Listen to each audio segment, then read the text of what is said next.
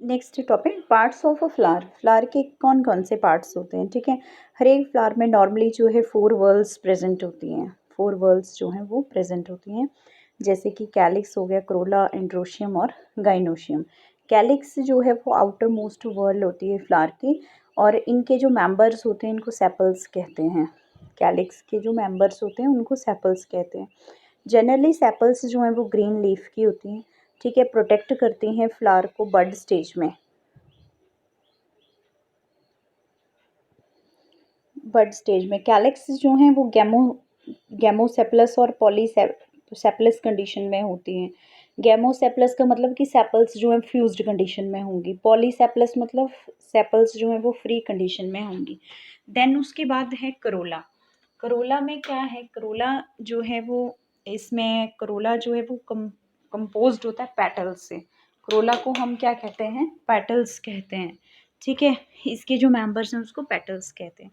Petals usually जो है वो ब्राइटली कलर्ड होती हैं ताकि वो इंसेक्ट्स को अट्रैक्ट कर पाएँ, ठीक है, पॉलिनेशन के लिए। देन कैलिक्स क्रोला जो हैं वो यूनाइट करके आपस में जुड़ के जो हैं वो करोला जो है, कई बार करोला जो है, यहाँ कैलिक्स नहीं लिखना आपने, ये कैलिक्स काट देना है।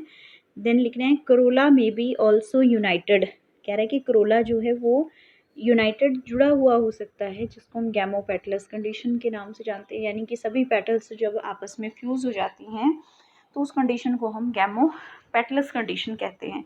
और दूसरा पॉलीपेटलस कंडीशन होती है जब पेटल्स जो हैं वो फ्री होती हैं बिल्कुल। देन उसके बाद है एंड्रोशियम। एंड्रोशियम कंपोज्ड होता है स्टेमन से। बहुत सारे स्टेमन्स जो है मिलके एंड्रोशियम बनाते हैं। पोलन ग्रेन्स जो हैं वो पोलन सैक में प्रोड्यूस होते हैं। एक स्टीराइल स्टेमन को हम स्टेमिनोड कहते हैं। स्टीराइल स्टेमन को स्टेमिनोड कहते हैं।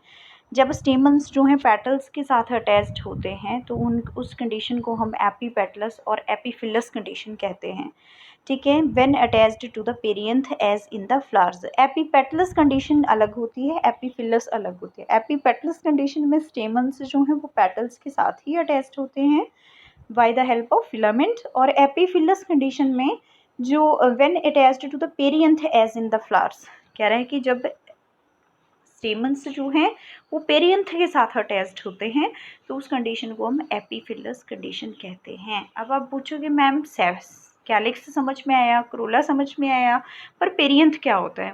बेटा जब सेपल्स और पेटल्स दोनों ही इकट्ठे जुड़ जाते हैं तो उसको पेरियंथ कहते हैं।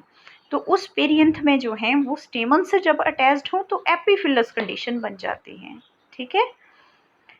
देन उसके बाद है gynoecium. Gynoecium is the female reproductive part of the flower. Gynoecium जो है वो फ्लावर का फीमेल रिप्रोडक्टिव पार्ट है और ये जो है 1 और मोर कार्पल से बना है।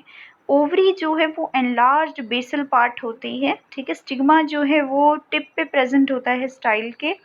When more than 1 carpel is present, जब एक फूल में एक कार्पल से ज़्यादा कार्पल प्रेजेंट होती है, ठीक है, और वो फ्री प्रेजेंट होंगी, ठीक है। कार्पल्स हैं पर वो फ्री कंडीशन में हैं तो हम उसको क्या कहेंगे कि वो कौन सी कंडीशन है, एपोकार्पस कंडीशन है।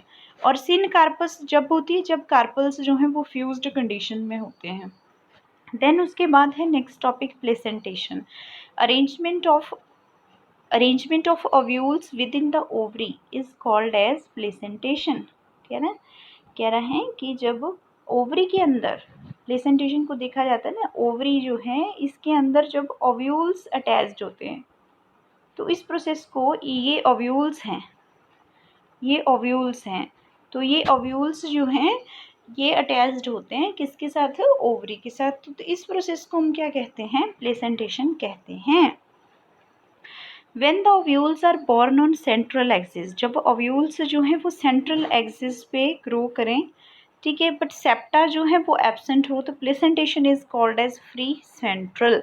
तो उस प्लेसेंटेशन को हम फ्री सेंट्रल प्लेसेंटेशन कहेंगे। On the basal placentation the placenta develops at the base of the ovary and a single ovule is attached to it, then it is called as basal placentation। एक basal placentation है, जैसे ovary है तो ovary में इस तरह से एक ही ओव्यूल जब प्रेजेंट होगा तो उसको हम बेसल प्लेसेंटेशन बोलेंगे। देन उसके बाद है fruit. The fruit is a characteristic feature of the following plants, ठीक है। इट इज़ अ मैच्योर और राइपन्ड ओवरी।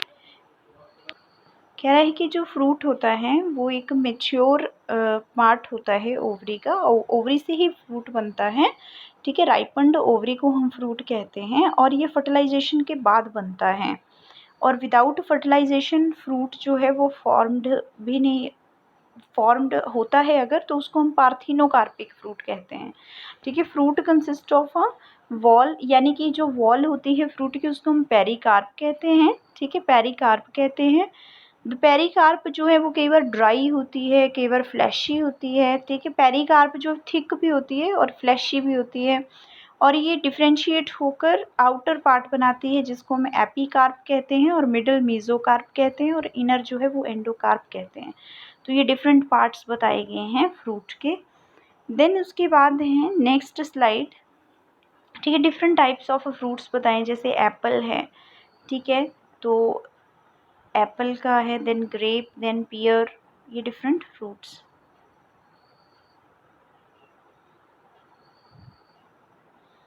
नेक्स्ट उसके बाद है सीड्स का structure. Ovules after fertilisation develop into seeds. कह रहे हैं कि ओव्यूल्स जो हैं फर्टिलाइजेशन के बाद जो हैं वो सीड्स में डेवलप हो जाते हैं। Seed is made up of a seed coat and an embryo. एक सीड में सीड कोट प्रेजेंट होता है और एक एम्ब्रियो प्रेजेंट होता है। एम्ब्रियो जो है वो रेडिकल से बनता है, एम्ब्रियोनल एक्सिस उसमें प्रेजेंट होता है, और 1 और 2 कॉटिलिडन्स प्रेजेंट होते हैं, ठीक है। देन उसके बाद स्ट्रक्चर है डाइकोटिलिडनस सीड की। The outermost covering of a seed is the seed coat. कह रहा है कि जो आउटर मोस्ट कवरिंग होती है सीड कोट की, सीड की, उसको हम सीड कोट कहते हैं। उसको हम क्या कहते हैं? सीड कोट कहते हैं। The seed coat has 2 layers. Seed coat की 2 लेयर्स होती हैं, एक आउटर टेस्टा होती है और इनर टेगमन होती है। हाइलम जो है वो एक स्कार प्रेजेंट होता है सीड कोट में, थ्रू विच, जिसके बीच में से सीड्स जो हैं वो फ्रूट के साथ अटैच्ड होता है, ठीक है। Through which the developing seed were attached to the fruit. Fruit के साथ सीड्स जहाँ से अटैच होते हैं वो हाइलम प्लेस होता है। अबव द हाइलम, हाइलम के बिल्कुल ऊपर एक छोटी सी पोर होती है जिसको माइक्रोपाइल कहते हैं। कह रहे कुछ सीड्स में जो है एंडोस्पर्म भी बनता है। जिनमें एंडोस्पर्म बनता है वो एंडोस्पर्मस सीड्स होते हैं, जिनमें नहीं बनता है वो नॉन एंडोस्पर्मस सीड्स होते हैं, ठीक है। एंडोस्पर्म बनता कब है? जब डबल फर्टिलाइजेशन का प्रोसेस होता है। डबल फर्टिलाइजेशन +2 का टॉपिक है, +2 में पढ़ोगे इसको, ठीक है। तो ये फूड स्टोरिंग टिश्यू होते हैं। उसके बाद ये स्ट्रक्चर्स बताए गए हैं, ये आपने बना लेने हैं, ठीक है। एम्ब्रियो सैक का कि इसमें कौन कौन से स्ट्रक्चर हैं। एज यू ऑल नो, जो प्लम्यूल होता है वो शूट सिस्टम को बनाता है, और जो रेडिकल होता है वो रूट सिस्टम को बनाता है, और जो कॉटिलिडन्स होते हैं ये डेवलपिंग, जो ये एम्ब्रियो है, एम्ब्रियोनल एक्सिस जो है, एम्ब्रियो जो है, इसको कॉटिलिडन्स जो हैं वो फूड प्रोवाइड करते हैं। देन स्ट्रक्चर है मोनोकॉटिलिडनस सीड का, ठीक है। इसको नेक्स्ट स्लाइड में देखते हैं।